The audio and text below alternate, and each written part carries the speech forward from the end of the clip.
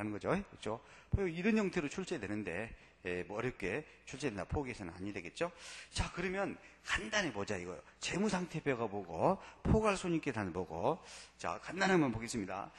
재무상태표라는 것은 기업의 경제적 자원인 재산이 있어. 그걸 자원을 자산이라고 그래. 자산, 경제적 자원. 뭐 현금이라든지 토지라든지 건물이라든지 또 상품, 재고자산 상품이라든지 그런 것들. 물론 또 무형, 형태가 없는 무형인 특허권 등 그런 것도 자원이 되지. 그걸 자산이라고 그래요. 그리고 기업이 갚아야 될 채무를 부채라 합니다. 부채. 그러면 기업이 전체적으로 가지고 있는 경제적 자원이 10억인데 다른 회사에다 갚아야 될 채무, 은행 등에다 빚진 거, 채무가 돈 대출받아서 빚진 것이 4억이다. 그러면 자산은 10억인데 갚아야 될 부채는 4억이죠. 이 4억을 빼버려요. 10억에서. 그러면 6억이 남지. 6억을 자본이라고 그래요. 자산 10억에서 부채 4억을 빼니 자본 6억. 이렇게 자산 10억에 대해서 부채 4억에 대해서 그리고 빼서 자본 6억에 대해서 나타내주는 그런 표가 재무상태표다 이거요. 그렇죠? 일정 시점에 어떤 재무상태 관련된 정보를 제공하는 재무보고서가 되겠습니다. 그리고 포괄손익계산서는 조금 전에 우리 회계기간을 봤죠. 통상 1년이라고 그랬죠. 그러면 1년 동안에 영업을 했잖아. 그죠? 그래서 그 성과를 보고 오는 겁니다. 그 기업의 어떤 재무 성과 1년간의 회계기간, 기간적 구분된 회계기간의 성과를 보고하는 것이 바로 포괄손익계산서라고 합니다. 재무 성과를 보고하는 거다. 1년 회계기간 동안의 재무 성과다. 그리고 1년 회계기간 동안의 자본의 크기나 자본 변동에 관련된 정보를 제공하는 것이 자본 변동표다. 자본의 어떤 크기나 자본 변동이란 말 나오면 자본 변동표다. 그다음에 그 현금흐름표는 어디에서 현금이 유입이 되고 어디에다 유출이 되는지를 구분해서 현금 흐름에 관한 정보를 제공합니다. 회계기간, 1년 회계기간 동안에 어디에서 현금이 얼마 유입이 되고 어디로 유출이 됐는지를 구분해서 보고합니다. 나중에 보겠지만 영업활동 현금흐름, 투자활동 현금흐름, 재무활동 현금흐름 등 구분해서 현금흐름을 보고하는 거죠. 그냥 일정 기간 동안에 기업의 현금의 유입이나 유출에 관련된 현금 흐름에 관한 정보를 제공하는 것이 현금 흐름표다. 그리고 주석은 요 재무상태표니 포괄손익계산서 자본변동표 현금흐름표 부분에 표시되지 않는 더 추가적 정보를 공시해 놓은 겁니다.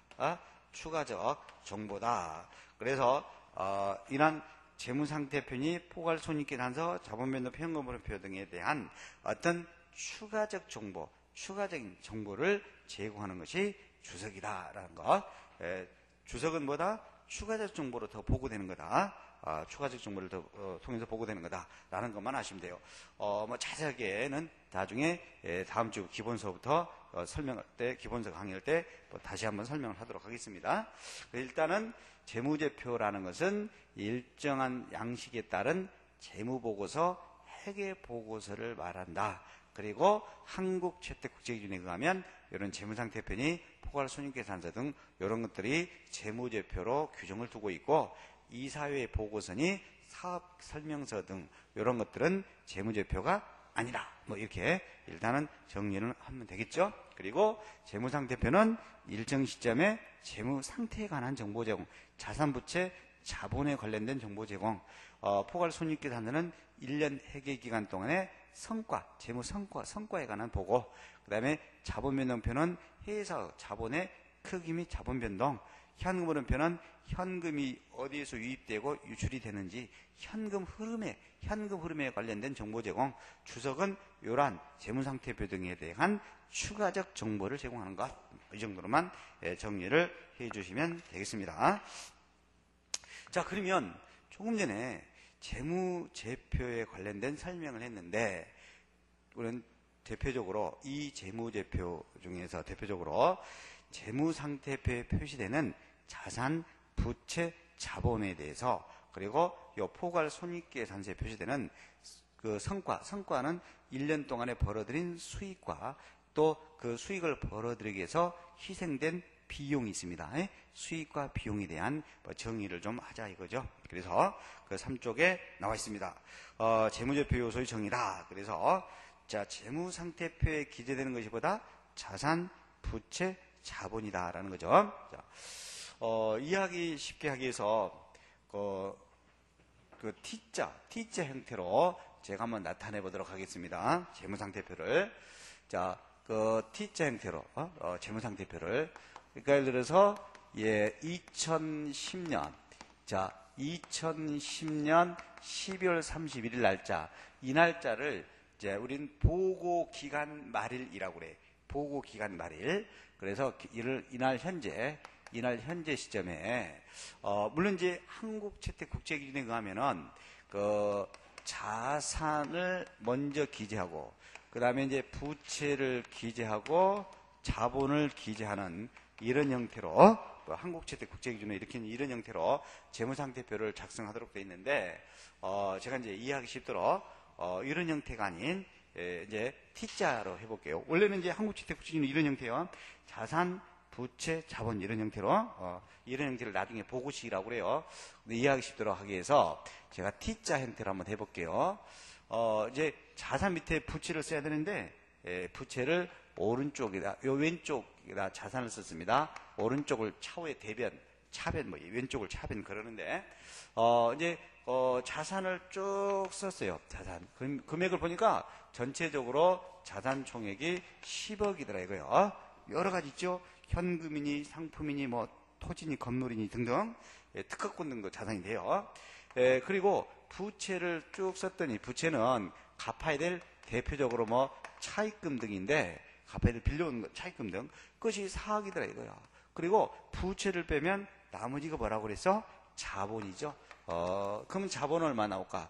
자본은 이제 여러 가지 항목이 있습니다만 자본은 6억이 되겠죠. 그러면 부채 4억에다가 자본 6억을 보태면 얼마 될까? 10억이 되죠. 그죠? 이렇게 자산 총액인 10억은 뭐가 뭐 플러스와 같아. 부채와 자본을 합플러스한 금액하고 같겠죠. 이런 것도 이제 나중에 배우도록 하고요.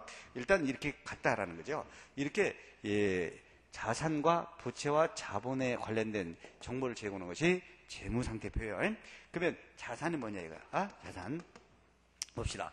이 자산이라는 것은 이제 기업이 과거에 거래나 사건의 결과로 인해서 미래 이미 획득돼 가지고 미래적으로 이를 통해서 효익을 얻습니다. 미래 경제적 효익이 기업에 유입될 것으로 기대되는 자원이다. 일단 끝털이 자원에다 좀 밑줄 칩니다. 그냥 자산은 과거의 기업이 어떤 거래나 사건의 결과로서 이미 취득하여 그 기업이 지배하에 두고 있는 미래적인 경제적 효익의 유입이 되는 그런 유입이 기대되는 자원이다. 그래서 그냥 자산은 기업이 현재 보유하고 있는 그런 여러 가지 현금이니 재고자산인 상품이니 토지니 건물이니 무형의 자원인 특허권, 무형자산인 특허권 등 뭐 투자부동산도 자산이 되겠죠. 각종 예금 뭐 그런 것들이 자원으로서 자산이 될 겁니다. 그런데 이제 부채는 이제 자산하고 정의하고 거의 비슷하는데 이제 반대로 경제적 효익을 갖는 자원이 기업으로부터 유입이 아니라 뭐라고 나왔어요? 나중에 유출이 되죠. 유출됨으로써 이행될 것으로 기대되는 현재 의무다. 이 미래 이행될 것으로 기대되는 현재 의무를 부채구나. 한마디로 말하면 빚, 갚아야 될 현재의 채무, 빚을 부채라 하는 것이다. 그 다음에 이제 자본은 어떻게 정의했습니까? 자산 총액에서 부채 총액을 차감이란 말 들어있죠? 차감한 후 잔여 지분이다. 또는 순자산이다. 라고 그래요. 순자산이다. 그러니까 자산인 10억에서 부채 총액인 4억을 뺀 순자산. 흔히 자기자본이라는 말 많이 써요. 자기자본이다. 라는 말 많이 씁니다.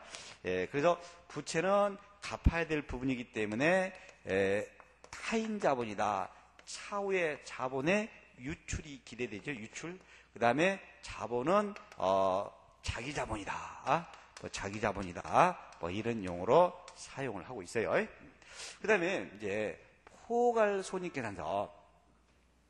이 포괄손익계산서에 기록되는 것은 이제 재무성과죠. 그래서 포괄손익계산서는 기간으로 나옵니다. 기간으로. 2010년 1월 1일부터 2010년 12월 31일까지다. 자, 그럼 이 기간 동안에 이제 기업의 어떤 그 경제적 효익을 가져와. 요 1년 동안에 기업이 판매 등, 상품 등을 판매 등으로 인해서라든지 또 임대료 받은 것도 있을 거 아니에요. 이렇게 경제적 효익의 증가분이라고 그래요. 증가분. 그걸 뭐라고 하자? 우리가 수익이라 하자. 이거야. 수익이라고 하자. 그러니까 수익을 쭉 기록했는데 수익이 전체적인 총액이 12억이라고 해볼게요. 그러면 이 수익인 여러 가지 상품 판매액이니 임대료니 은행에 예금을 내서 이자니 여러 가지 수익이 생겼을 거 아니에요.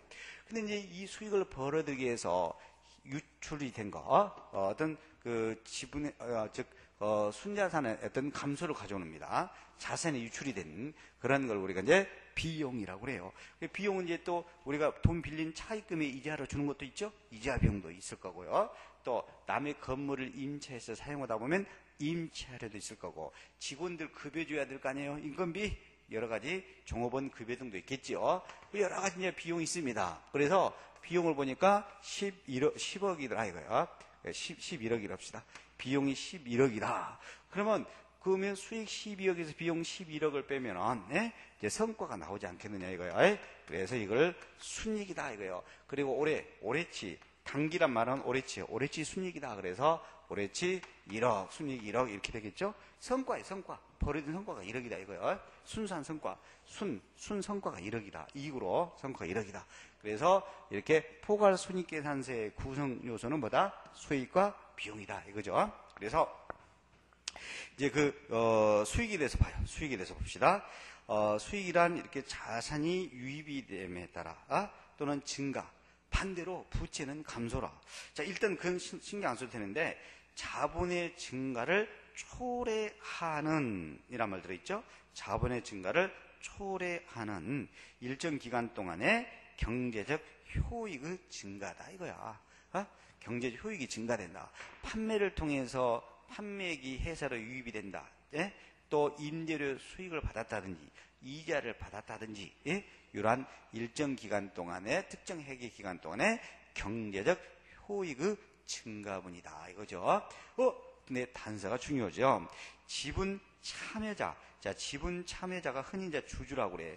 주주로 의한 출연과 관련되는 것은 수익에서 제외된다 이거지. 즉 회사의 출자자, 회사의 지분 참여인 주주, 출자자가 회사에다가 자산을 출연함에 따라서 회사 입장은 돈이 들어오죠. 출자자, 주주가 출연함에 따라 그러한 순자산 증가분은 수익에서 제낀다 이거예요. 꼭 지분 참여자인 주주의 출연과 관련된 순자산 증가분은 수익에서 제외됩니다. 근데 올해 2013년 시험에서 출제됐죠. 수익에 관한 설명이다. 옳지 않은 것은 그래서 지분 참여자에 의한 출연에 의한 것도 수익에 포함된다. 틀렸네요. 수익에서 제외되는 건데 지분 참여자, 주주가 출자하는 것은 수익에서 제외되는 거다. 그리고 비용은 이제 수익과의 반대로 거기 보면은 특정 회계기간 동안에 발생한 경제적 효익의 증가분이란 말이 안 써져 있네. 이제는 감소로서란 말 들어있죠. 수익은 특정 회계기간 동안에 어떤